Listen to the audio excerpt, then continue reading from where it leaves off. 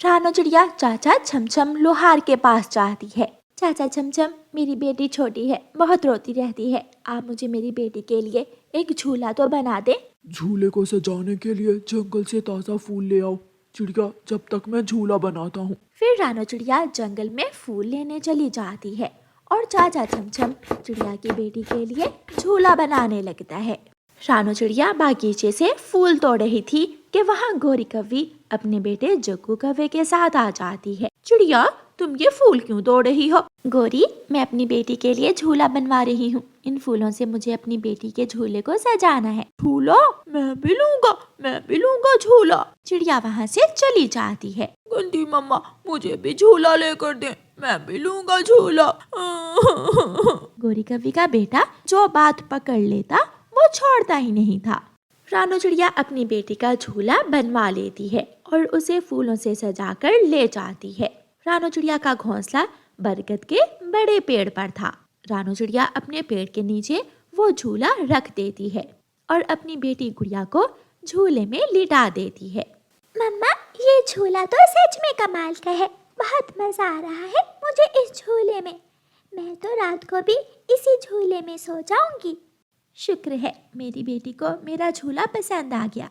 फिर दूसरे दिन मम्मा चिड़िया अपनी बेटी को झूले में लिटाकर दाना लेने चली जाती है। जग्गू कव्वा खेलता हुआ वहाँ आता है और गुड़िया से कहता है, गुड़िया गुड़िया, मुझे भी थोड़ी देर अपने झूले में बैठ लेने दो। ठीक है, लेकिन सिर्फ एक बार झूला लेकर तुम बाहर आ जाओगे। ऐसे जग्गू कव्वा गुड़िया के झूले में बैठ जाता है। तुमने झूला ले लिया, अब बाहर आ जाओ। अब मैं तो इस झूले से बाहर नहीं आऊंगा, मुझे बहुत मजा आ रहा है। गुड़िया रोने लग जाती है। थोड़ी देर बाद जग्गू कव्वा झूले से निकलता है और अपने घर जाकर अपनी मम्मा के पास रोने लग जाता है। मम्मा मम्मा, मुझे वो झूला ला कर दे, गुड़िया का झूला मुझे लेना है।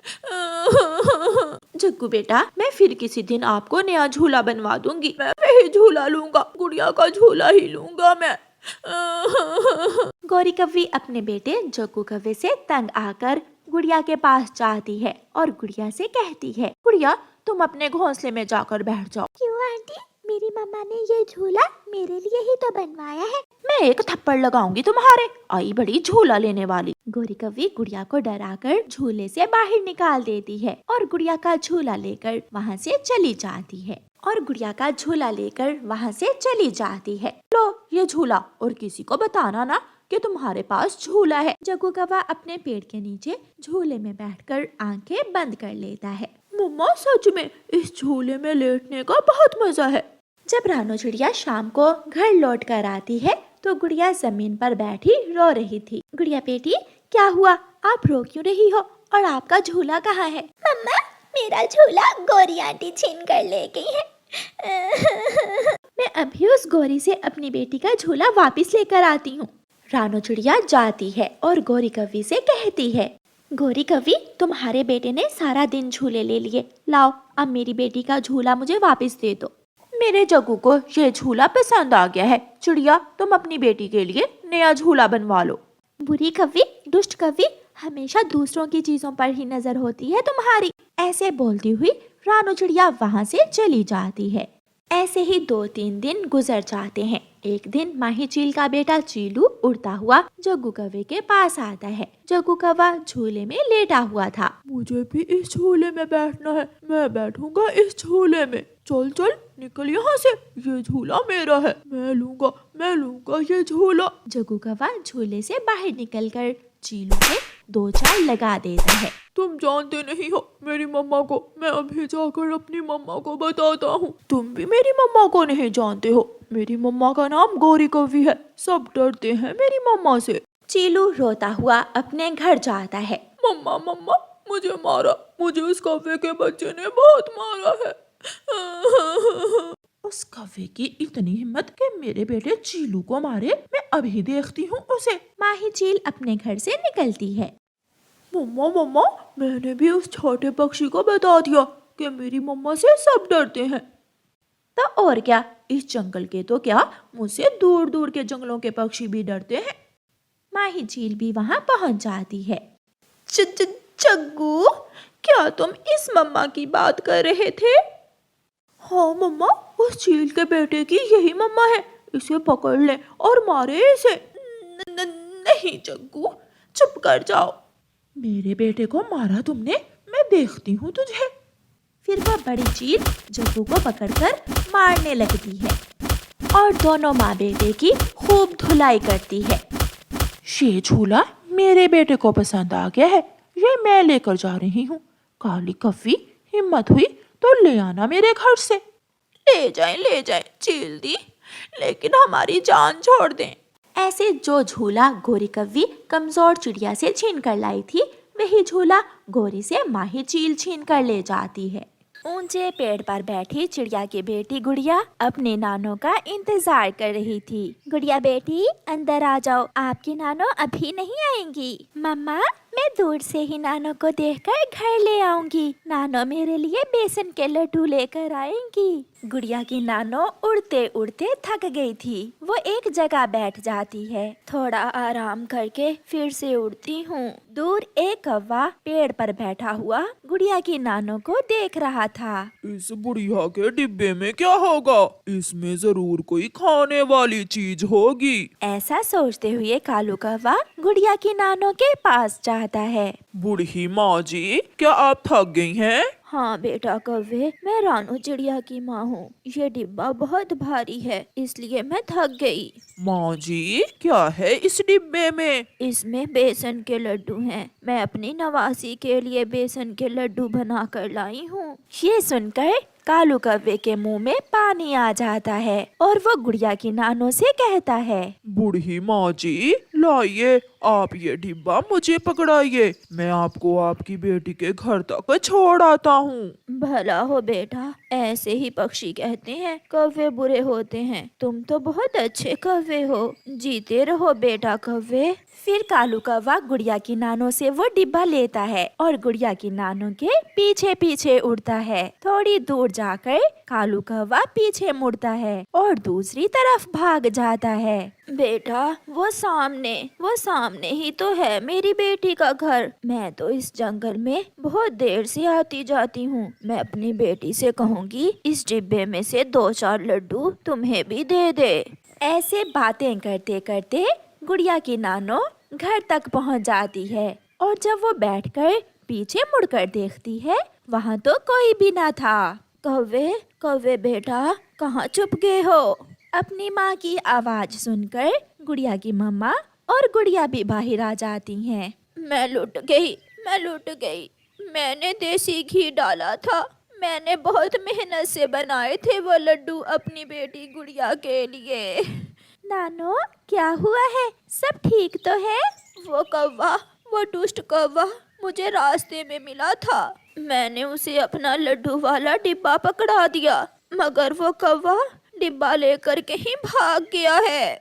वो जरूर कालू कौवा होगा। माँ, वो कौवा तो बहुत बुरा है। वो हर समय दूसरों को चूना लगाने के चक्कर में रहता है। मैं छोड़ूंगी नहीं कालू अंकल को। उसने मेरी नानो को परेशान किया है। गुड़िया वहाँ से भागती है। वो जल्दी से अपनी दोस्त सुनीता के पास जाती है। दोस्त सुनीता, वो दुष्ट कौवा मेरी नानो का लड्डू वाला डिब्बा लेकर भाग गया है। उसे मजा चखाना होगा। इसका मतलब हमें मेरी सहेली मधु के पास जाना होगा। जल्दी चलो मेरे साथ, कहीं ऐसा ना हो कि वो कौवा सारे ही लड्डू खा ले।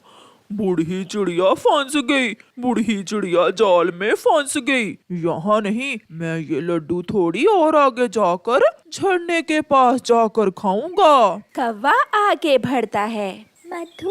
मधु सहेली, गुड़िया की नानो को कालू अंकल ने बहुत तंग किया है, बहुत परेशान किया है। कालू कौवे ने गुड़िया की नानो को। हुआ क्या है सुनीता? फिर गुड़िया मधु को पूरी बात बताती है। वो लड्डू मेरी नानो मेरे लिए बहुत मेहनत से बना कर लाई थी। फिर तो उस कालू के बच्चे को सजा मिलनी चाहिए। मैं अभी अपने परिवार को बुलाती हूँ। फिर मधु 2 बार सीटी बजाती है। कुछ ही लम्हों में वहाँ मधुमक्खियाँ ही मधुमक्खियाँ जमा हो जाती हैं। सब मेरे पीछे चलो, एक कौवे को सजा देनी है। मधुमक्खियों की सेना उड़ती है। कालू, तेरे भागे में ये लड्डू कहाँ थे? अगर तू इतना चालाक ना होता। अब देखो तुम्हारे भाग्य में और क्या क्या है। कालू अंकल, भाग सकते हो तो भाग लो। क्या? मधुमक्खियों की सेना देखकर कालू भागता है।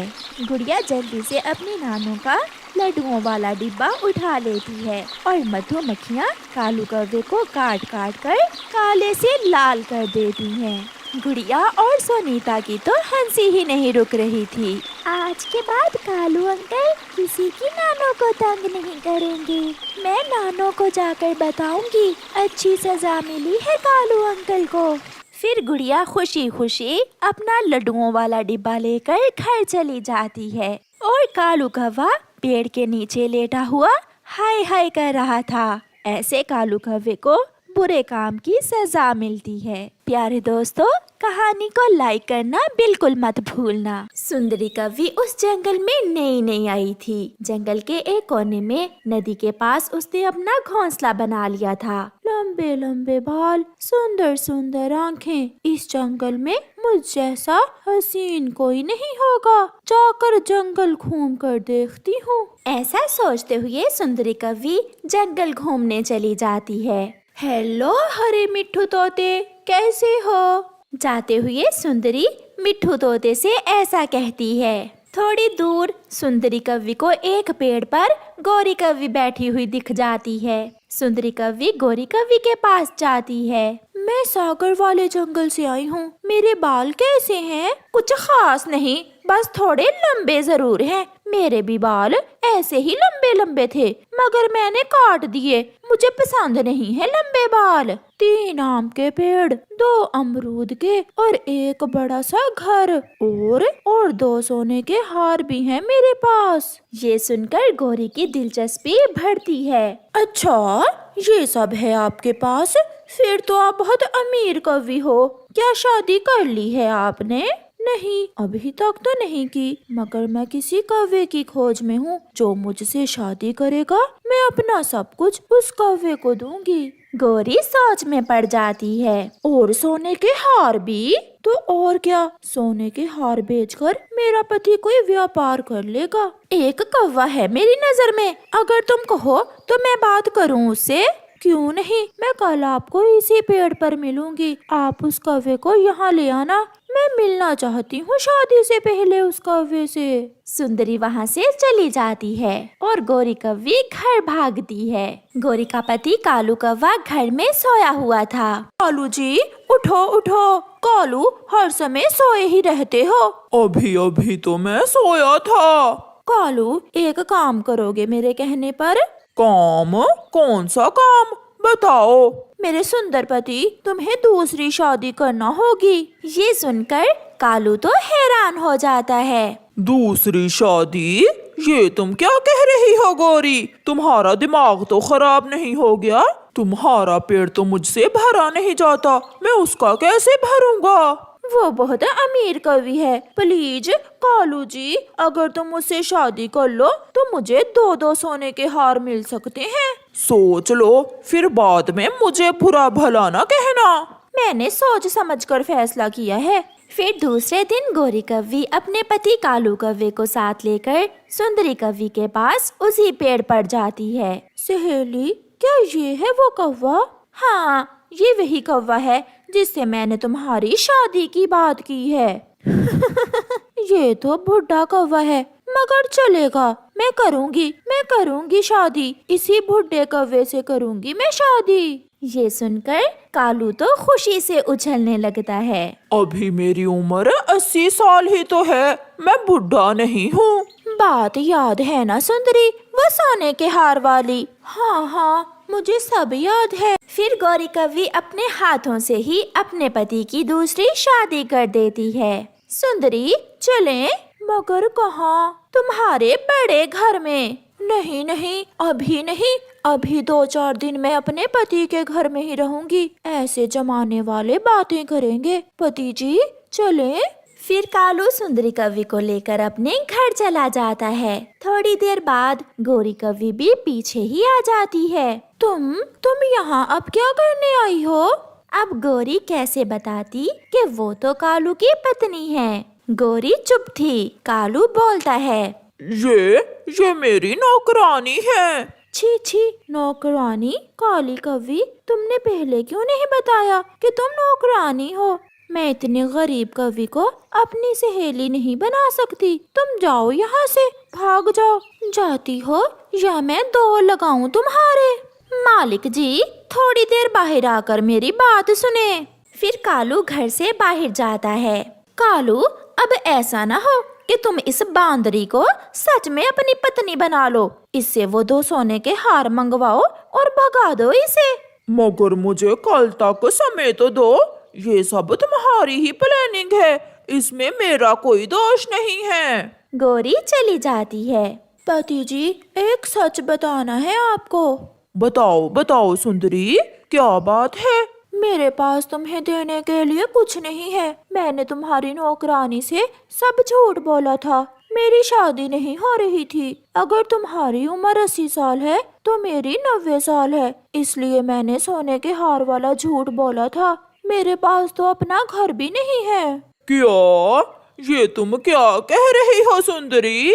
मैं सच कह रही हूँ। तो फिर एक सच मैं भी तुम्हें बताना चाहता हूँ। गौरी मेरी नौकरानी नहीं बल्कि मेरी पत्नी है। उसने तुमसे मेरी शादी सोने का हार लेने के लालच में की थी। क्या? हाँ। कालू कौवा बहुत खुश था क्योंकि उसकी पहली पत्नी को सोने का हार मिले ना मिले, मगर कालू कौवे को दूसरी पत्नी जरूर मिल गई थी।